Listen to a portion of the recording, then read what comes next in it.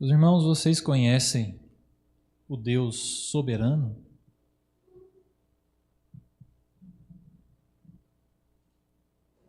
Eu queria compartilhar com vocês hoje essa mensagem, conhecendo a Deus, o Deus soberano.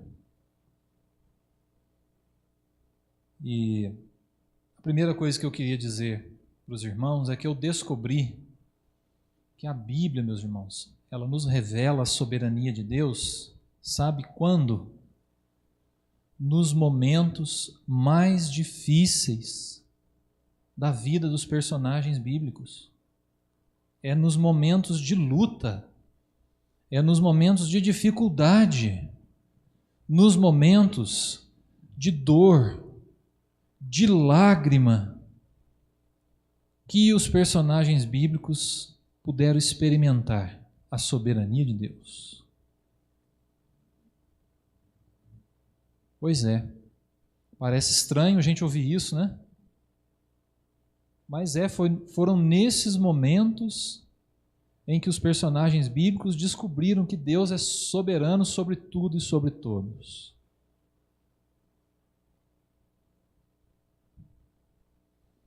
O sofrimento, meus irmãos, ele é causado na vida do ser humano, na minha vida, na sua vida, principalmente por dois motivos. Primeiro, por causa do pecado. A partir do momento que nós nos afastamos de Deus, a partir do momento que nós rejeitamos a Deus, o ser humano rejeitou a Deus, passou a fazer parte da nossa realidade a dor, o sofrimento, a morte. É uma triste realidade, mas é a nossa realidade, realidade humana. Nós sofremos porque pecamos. Nós sofremos porque nos afastamos de Deus.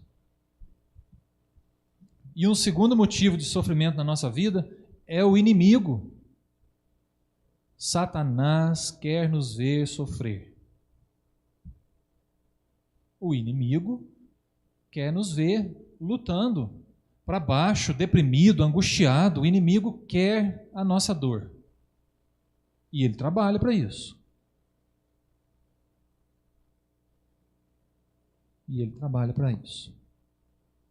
E a gente ouve assim com um pouco de estranheza, né, o fato de nas lutas os personagens bíblicos terem uma experiência com o Deus soberano. Porque a gente não gosta de dor, a gente não gosta de sofrimento. E é lógico, nós não fomos criados para isso. Fomos criados para uma vida plena, em abundância, ao lado do nosso Deus. Por isso a dor nos incomoda, por isso sofrer é ruim. Mas nós também vivemos numa cultura que não sabe lidar direito com o sofrimento. A cultura oriental lida um pouco melhor com o sofrimento do que a cultura ocidental. Nós que estamos no Ocidente sofremos um pouco mais. A nossa cultura, ela tem o costume de colocar muita esperança na tecnologia, na medicina, muita esperança nas instituições democráticas. Então nós somos condicionados pela nossa cultura, que é secular, que é materialista, a buscar a maior parte da felicidade nessas coisas frágeis, nessas coisas que têm boa aparência, como por exemplo a riqueza, o prazer. A gente costuma colocar muita fé nisso. E a gente sabe que a gente não tem segurança nisso. Nossa segurança não está nisso. Por outro lado, meus irmãos, a nossa experiência com Deus pode ser a mesma desses personagens bíblicos. Porque o sofrimento é uma notícia ruim. Mas eu digo para você que nós vamos sofrer. O sofrimento vem. Ele bate a nossa porta. Ele não manda e-mail, não manda WhatsApp, ele não avisa. Ele não faz a gente colocar na agenda, vamos sofrer tal dia. Não tem jeito, mas ele vem. É uma realidade. Vem para o rico, vem para o pobre, para o negro, para o branco. Vem para quem está feliz, para quem não está. Vem para quem serve a Deus, para quem é ateu. O sofrimento vem para todo mundo. A questão é como é que nós vamos lidar com isso? Como nós vamos lidar com uma frustração? Como nós vamos lidar com a perda de um emprego? Como nós vamos lidar com um furo financeiro, com uma doença inesperada, com a partida de alguém que nós amamos? Nós não programamos esses sofrimentos, mas eles vêm. Eles vêm. Mas para a Bíblia, meus irmãos, estar preparado para o sofrimento é uma atitude de sabedoria. Por isso eu queria compartilhar com vocês um texto em que mostra para nós o sofrimento de alguém, como que essa pessoa soube lidar com a situação e a soberania de Deus. Vamos dar uma olhadinha nesse texto? Jó, capítulo 1. Abra sua Bíblia comigo no livro de Jó, capítulo 1.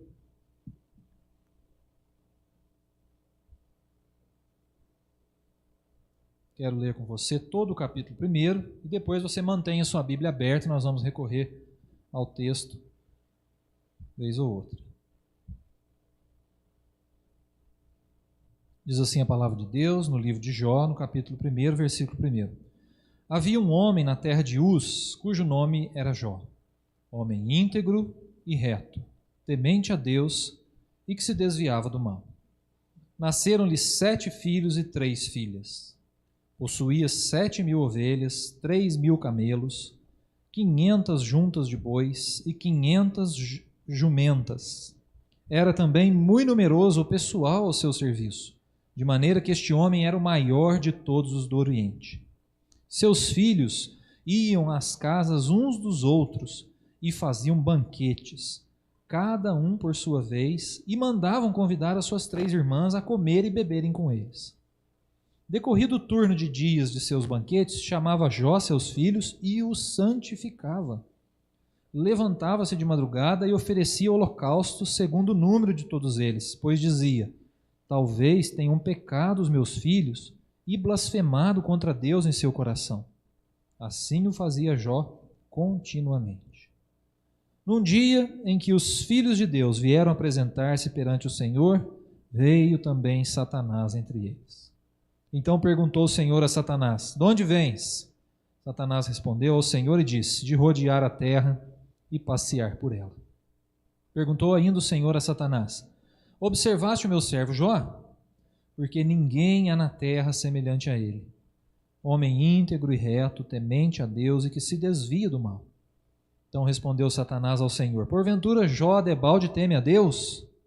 Acaso não o cercaste com sebe, a ele, a sua casa e a tudo quanto tem? A obra de suas mãos abençoaste, e os seus bens se multiplicaram na terra. Estende, porém, a mão e toca-lhe em tudo quanto tem, e verás se não blasfema contra ti na tua face. Disse o Senhor a Satanás: eis que tudo quanto ele tem está em teu poder. Somente contra ele não estendas a mão. E Satanás saiu da presença do Senhor. Sucedeu um dia em que seus filhos e suas filhas comiam e bebiam vinho na casa do irmão primogênito. E veio um mensageiro a Jó e lhe disse: os bois lavravam e as jumentas pasciam junto a eles. De repente deram sobre eles os sabeus e os levaram, e mataram aos servos a fio de espada. Só eu escapei para trazer-te a nova. Falava este ainda quando veio o outro e disse: fogo de Deus caiu do céu e queimou as ovelhas e os servos e os consumiu. Só eu escapei para trazer-te a nova. Falava este ainda quando veio o outro e disse: dividiram-se os caldeus em 3 bandos, deram sobre ele os camelos, os levaram e mataram aos servos a fio de espada. Só eu escapei para trazer-te a nova. Também este falava ainda quando veio o outro e disse: estando teus filhos e tuas filhas comendo e bebendo vinho em casa do irmão primogênito, eis que se levantou grande vento do lado do deserto e deu nos 4 cantos da casa, a qual caiu sobre eles e morreram.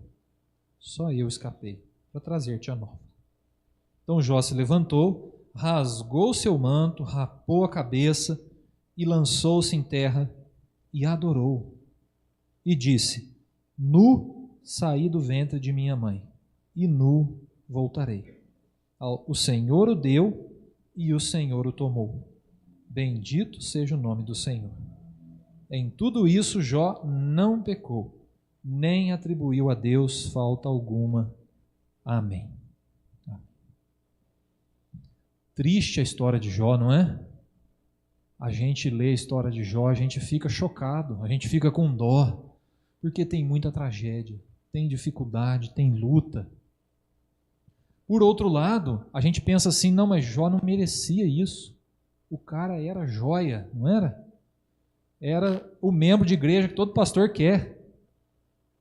Diz o texto ali que ele era homem íntegro, reto, temente a Deus, se desviava do mal, santificava os seus filhos, chamava os seus filhos, ensinava a palavra de Deus, orava com eles, abençoava os filhos, até pedia perdão pelos filhos, caso eles tivessem cometido pecado. É a típica pessoa, meus irmãos, que a gente olha assim, vê sofrendo e fala, nossa, esse não merece sofrer. Esse tem lugar no céu garantido. A gente costuma falar isso, não costuma? Esse é o nosso conceito, meus irmãos. Na nossa visão, Jó é aquela pessoa que não merece sofrer. E a sensação que dá, quando a gente lê esse texto, é que Deus não está mais no controle. Você já teve essa sensação? Você já pensou isso? Pois eu queria compartilhar a primeira verdade com vocês, meus irmãos. Deus está no controle. Por mais que pareça que não está, Deus está. Por mais que pareça que está tudo dando errado, está tudo indo por água abaixo, Deus ainda está no controle.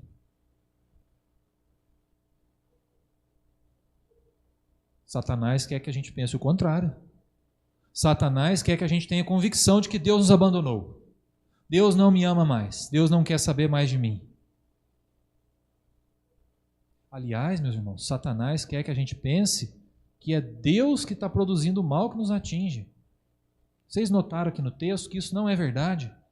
Todo mal, toda ideia má contra a vida de Jó é obra de Satanás. Deus permitiu, mas Deus não produziu nenhum mal. Aliás, Deus criou um mundo belo, perfeito. Deus é bom, para sempre bom. Deus não é capaz de fazer o mal. Satanás é. Satanás maquina o mal, pensa o mal contra mim, contra você, pensou contra Jó. Tentou Jó, nos tenta. Mas Deus está no controle. Parece que não, mas Deus está no controle. Deus não gera o mal, meus irmãos. Mas você sabe que Deus permite o mal que fará Satanás fracassar? Deus permite o mal na nossa vida que fará Satanás fracassar. Foi o que aconteceu com Jó. Ele foi com tudo para cima de Jó.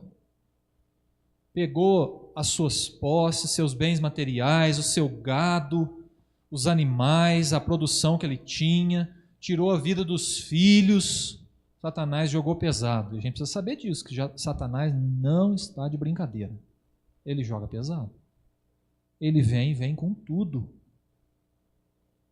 Vem com tudo.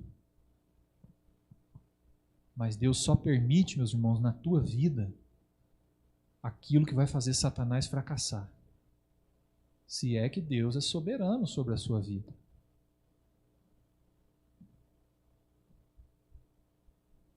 A pergunta é, nós estamos preparados se Satanás vier? Estamos firmes? Por que Jó resistiu? Porque era um homem íntegro, reto, temente a Deus, se desviava do mal. Olha a firmeza de Jó. Compromisso com Deus, compromisso com a palavra de Deus, vida com Deus, vida para Deus. Jó resistiu às investidas do inimigo, porque tinha firmeza no Deus soberano, no Deus que é soberano. no Deus que é soberano. Mas saiba disso, meus irmãos, Deus só vai permitir que Satanás venha com o mal sobre a tua vida naquilo que vai fazê-lo fracassar. Se estivermos firmes. Se estivermos firmes. Porque a vida íntegra de Jó, meus irmãos, incomoda Satanás. Tira o sono, perturba ele.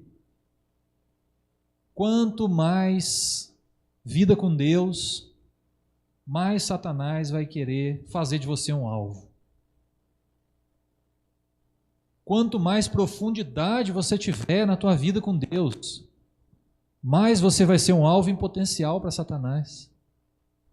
Mais ele vai querer te derrubar. Às vezes a gente pensa, né? Nossa, mais perto de Deus, mais longe de problema. Pois é aí que o inimigo vai vir para cima da gente. Se a gente tiver vida intensa com Deus, vida profunda, vida íntima, de compromisso verdadeiro, é aí que o inimigo vem. É aí que o inimigo vem. Mas o tiro de Satanás saiu pela culatra, meus irmãos. Saiu tanto pela culatra que Jó se tornou uma das experiências de fé mais inspiradoras da história. Quantas vezes a gente não fala para alguém, lembra da paciência de Jó, não é? A gente não usa Jó como exemplo. Olha como que o tiro de Satanás saiu pela culatra. Não deu em nada, porque ele encontrou alguém que cria no Deus soberano, temente a Deus, andava com Deus, se desviava do mal.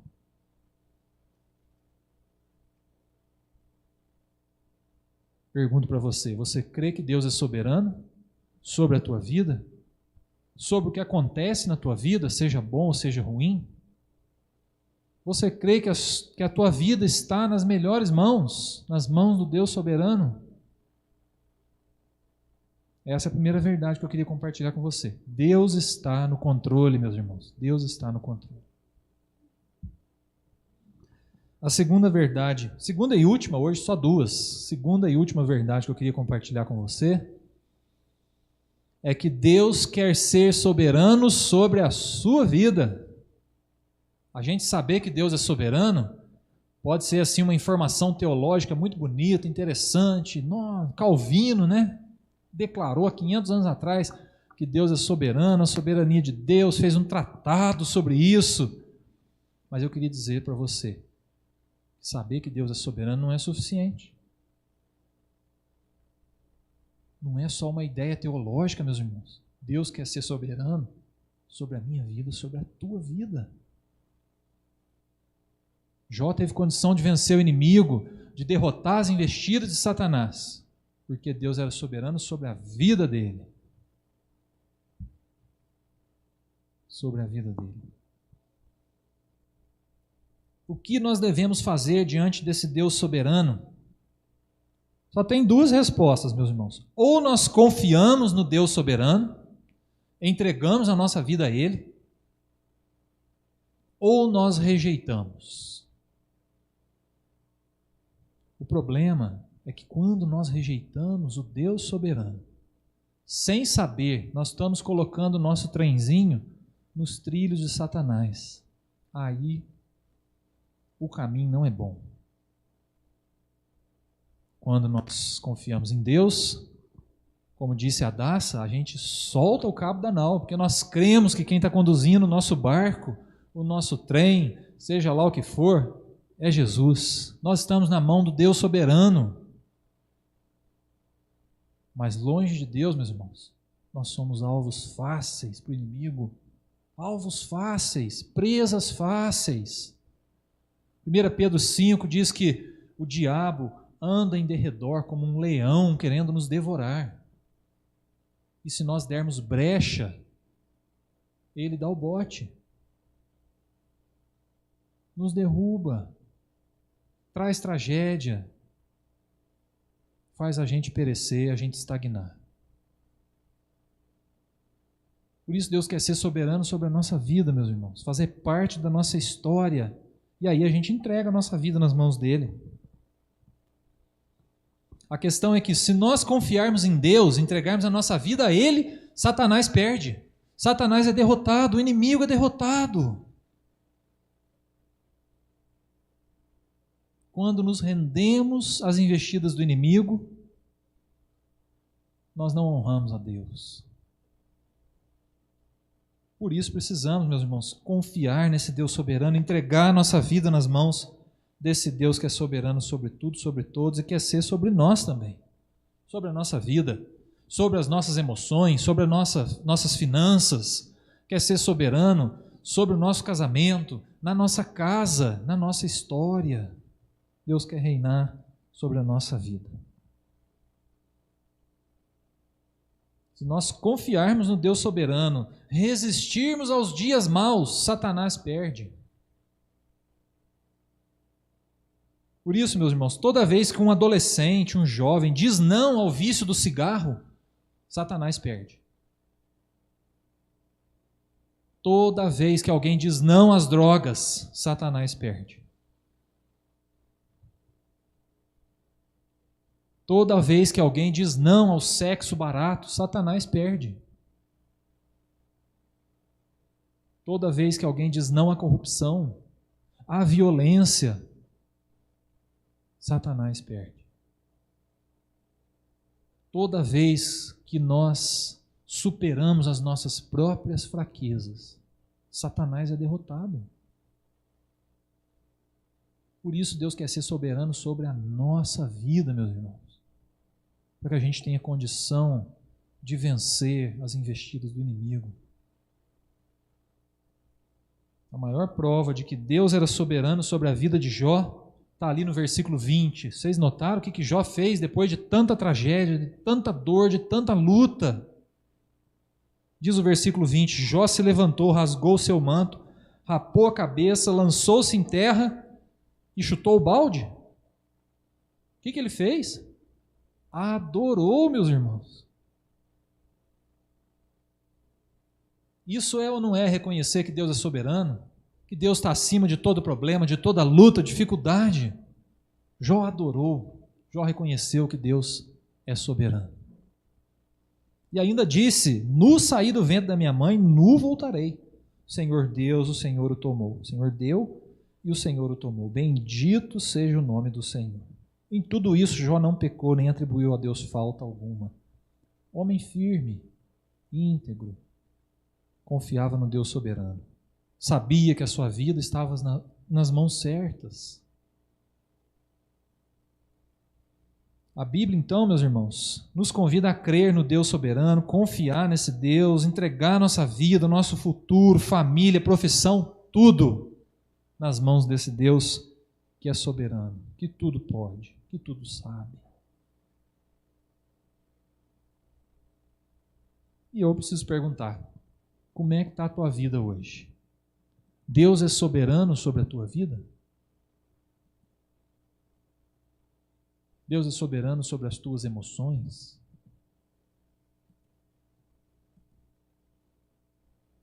Deus reina nos teus relacionamentos?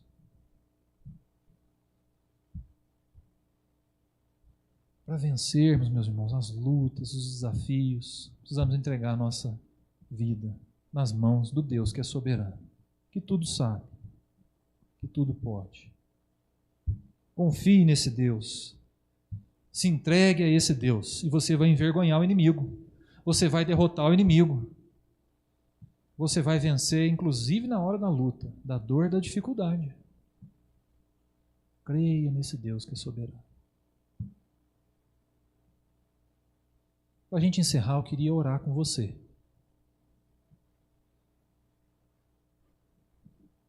Hoje eu queria fazer um pouquinho diferente. Tem alguma luta, algum desafio, alguma dificuldade, dor ou sofrimento que você tem lidado nos últimos dias? Algo te incomodando? Algo pelo qual nós precisamos buscar a presença do Deus soberano?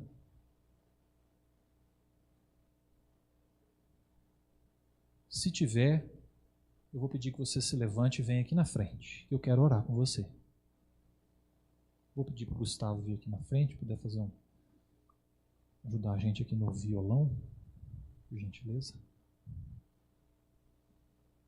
Você tem, meu irmão, alguma dor, alguma luta, algum sofrimento? Está precisando de uma oração? Vamos buscar o nosso Deus que é soberano sobre a nossa dor, sobre a nossa luta. Pode ser que o problema que a gente esteja enfrentando tenha sido causado por uma displicência nossa, alguma decisão ruim que nós tomamos. Isso gera dor, sofrimento na nossa vida. Algum pecado que nós cometemos, não tem problema. Vamos colocar isso diante de Deus? Pode ser que a luta que nós estamos enfrentando seja por alguma coisa externa, alguma coisa de fora que nos incomoda, a nós, a nossa família, alguma situação que foge ao nosso controle. Vamos colocar isso diante do Deus soberano? Pode ser, meus irmãos, que na nossa vida o inimigo esteja tentando nos atingir de diversas formas.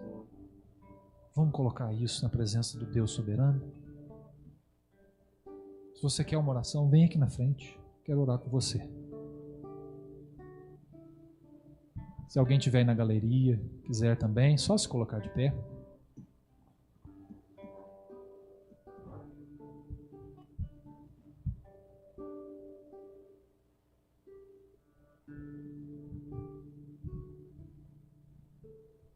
Desde que nós começamos esse tempo de pandemia, nós nunca mais chamamos vocês para vir aqui à frente, né? E é muito bom ver vocês de pertinho aqui, poder orar junto com vocês. Feche os teus olhos. Vamos falar com Deus sobre a tua dor, sobre aquilo que te incomoda, aquilo que te atormenta, que pode estar trazendo lágrimas para você. Vamos colocar isso na presença do Deus que é soberano, que tudo sabe. A dor tem te afastado de Deus? Ou ela tem sido uma oportunidade para você se aproximar desse Deus que é soberano?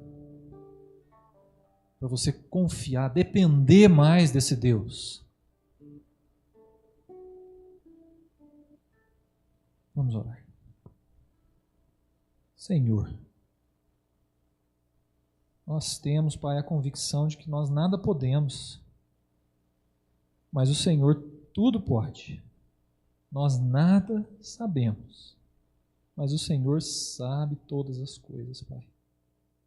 A nossa visão é limitada, Senhor Deus.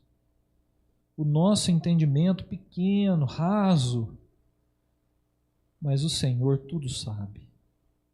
O Senhor tem o controle nas mãos de todas as coisas, Pai. Por mais que nós tenhamos a impressão de que o Senhor perdeu o controle da história, Pai, nós cremos que o Senhor está no controle. O Senhor está no controle. Aleluia, Pai, porque é o Senhor que está no controle, não somos nós. Aleluia. E é confiados nisso, Pai, de que o Senhor está no controle, que nós declaramos. Controle a nossa vida, Pai. Controle todas as áreas da nossa vida, Pai. Se tem alguma área da nossa vida que nós estamos tentando controlar por conta própria, Senhor Deus, toma as rédeas, Senhor Deus. Tira as rédeas das nossas mãos. Guia-nos, Senhor Deus, nos teus planos, nos teus sonhos, Pai. Toma a rédea das nossas vidas nas tuas mãos. E agora, Pai, esses irmãos que estão aqui à frente, cada um com uma luta, com uma dificuldade, com um problema, Senhor Deus, sendo colocado no teu altar. O Senhor que é o Deus soberano, mas é um Deus próximo. É um Deus que se compadece de nós, que ouve a nossa oração, Pai. Por isso nós entregamos cada luta nas tuas mãos. Melhor do que as pessoas que estão enfrentando essa luta, o Senhor conhece cada caso, Senhor Deus. Cada dúvida, cada incerteza, cada fragilidade, cada lágrima derramada, Senhor Deus. Conforta, Pai, quem está precisando de conforto. Renova o ânimo de quem está desanimado, Senhor Deus. Dá coragem para quem está abatido. Levanta quem está prostrado, Pai. Cura quem está doente. Orienta quem está em dúvida, sem saber o que fazer, Pai. Nós clamamos com Teu poder soberano, a Tua santa e graciosa mão, Pai. Intervenha na vida de cada um. Ajude, salve, restaure, Pai, no nome de Jesus. Cremos no Teu poder, na Tua soberania. Por isso buscamos ao Senhor, entregando cada vida, cada drama, cada luta, cada dor nas Tuas mãos. No nome de Jesus. Amém. Podem se sentar, meus irmãos e irmãs.